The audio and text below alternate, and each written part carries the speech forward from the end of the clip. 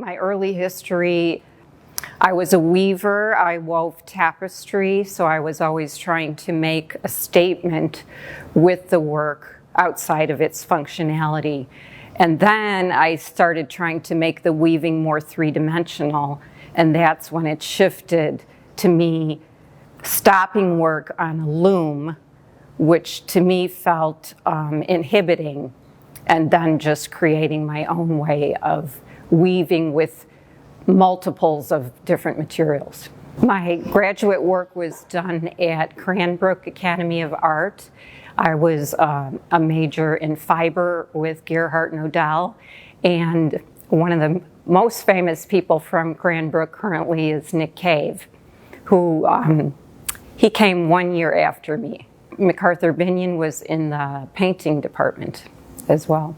I mean, my voice as a woman is very strong, where the understanding of it is not just that I'm a female, but that it is strong, honest, and real work that I've been doing for many years. The work, I would say, it's not specifically feminine or masculine. A lot of it looks very feminine in the way that I'm forming it, but then actually the physical process of metalwork is very masculine.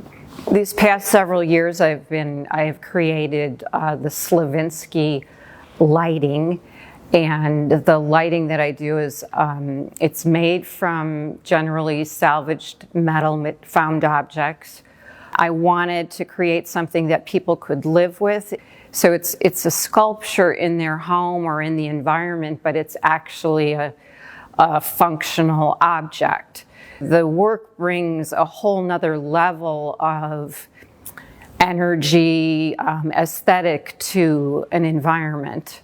The last 2 years I have had my work represented with Lightology, where they have done a beautiful job of displaying it online, and it's been a very good collaboration. This past Miami Art Basel, I created a live installation with Kahil Elzabar performing music, and I was creating a large-scale sculpture at Nnamdi Contemporary in Miami.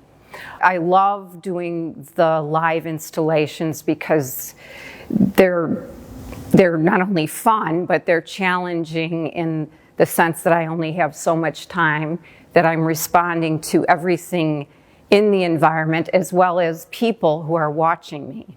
The piece was made from aluminum lawn chair frames, and once people realize what I'm actually working with and what the object is, they sort of warm up to it and have some kind of connection to it, just based on that they know what the material is. I always feel very satisfied when I sell work to friends, to people that I know. It's very rewarding for me to actually have their feedback. A year or two later, Lucy, we still love your piece in our house. So that makes me happy to realize the work does live beyond just the finishing of my creation. My process, the Slivinski process, I sort of move between installation, doing commissioned lighting pieces, through public art, and then even doing just small, more intimate pieces, that are just handheld. And I feel very lucky that I can just move from one discipline to another. I also love working with others in terms of collaborating with people of other disciplines, and it's something that I just want to keep doing more of and bigger. I have been doing some drawing, and the drawing is actually very sculptural as well, where it's more of an assemblage, and it's something I've returned to through this period of COVID, and it's very immediate for me to create a drawing on a piece of paper. And the response to it has been really very positive, and it's been great. I've been selling a lot of this work. My work is very physical, and to the appearance, it's a physical process. I'm working with metals and other kinds of materials, fibers. Yet the work beyond how I'm physically making it or my process is really, is very spiritual for me, and all of my work is about a radiation of energy, so that each piece is growing that energy on an infinite basis. I'm creating, and this energy and this thought is coming through me to me physically making something. Yes, I have been the featured artist at Art Expo Chicago the past 3 years, where I'm creating a large, very large scale installation with my lighting or my light sculptures. It's a really great challenge for me to put my work in that kind of environment. First of all, because it's just such a grandiose space architecturally, and then to create and cut out of that an environment made with my work that is intimate and warm and feels comfortable to be in. So that was a real challenge, and it's very exciting to be part of that whole art world and art market of everything being shown at the same time.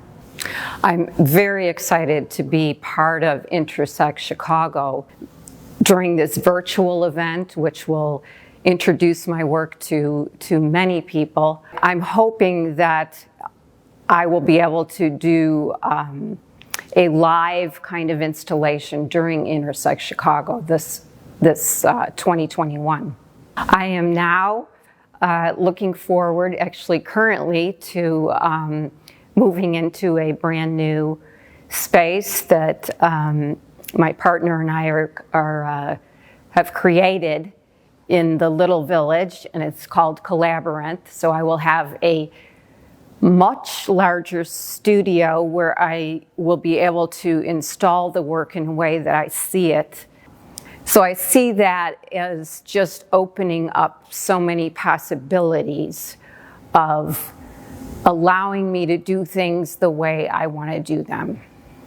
Developing a form based on my history and education, and then my intuition or my interior feelings and spirit. I mean, it's an interesting sort of balancing thing. I, of course, in my mind will start out like thinking I'm going to build something a certain way with what I have to make it with. But then as I get into the process of making it, I allow that process to be open so that when it speaks to me to stop or to change it, I can do that. I think what keeps me going and excited about making work still after all these years is, first of all, it's about a constant discovery. I can't stop wanting to discover something new, and so that it really does keep me going, and those challenges come through the creation of even a small piece to creating a large-scale public piece, which becomes challenging in itself through engineering and whatnot. But so I'm constantly just wanting more.